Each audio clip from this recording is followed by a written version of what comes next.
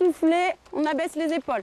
Elles sont une cinquantaine à se retrouver 2 fois par semaine au complexe sportif de Talence. Des femmes atteintes de cancer et soignées à l'Institut Bergonié. Ici, encadrées par une éducatrice médico-sportive, elles viennent retrouver une forme de dignité dans un corps meurtri.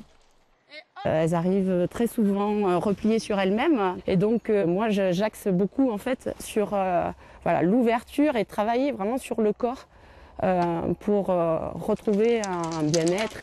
Les exercices de marche nordique sont soumis à un protocole très étudié. Équilibre, concentration, gestion de l'effort, travail des articulations. Voilà, allongez bien, le regard en face. Laurence n'avait pas fait de sport à son premier cancer. Touchée une seconde fois, elle n'a pas hésité. On sait que ça fait partie du traitement à part entière, c'est-à-dire surveiller sa ligne, pas de surpoids, et puis intégrer du sport au moins 3 heures par semaine. On sait que ça fait partie aussi du traitement anti-récidive. Depuis maintenant 2 ans qu'existe ce programme d'activité physique adaptée, une forme de solidarité s'est créée dans le groupe. La marche nordique m'apporte énormément dans le dépassement de soi. Par exemple, aujourd'hui, je suis juste à 5 jours de ma dernière chimio.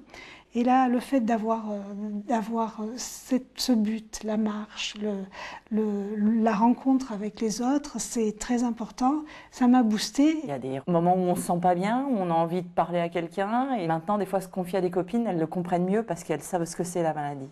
Persuadées que le sport les pousse à mieux affronter la maladie, ces femmes courageuses ont choisi de prendre la parole pour faire connaître leur combat, avec pour devise « Grande et fière, on se redresse ».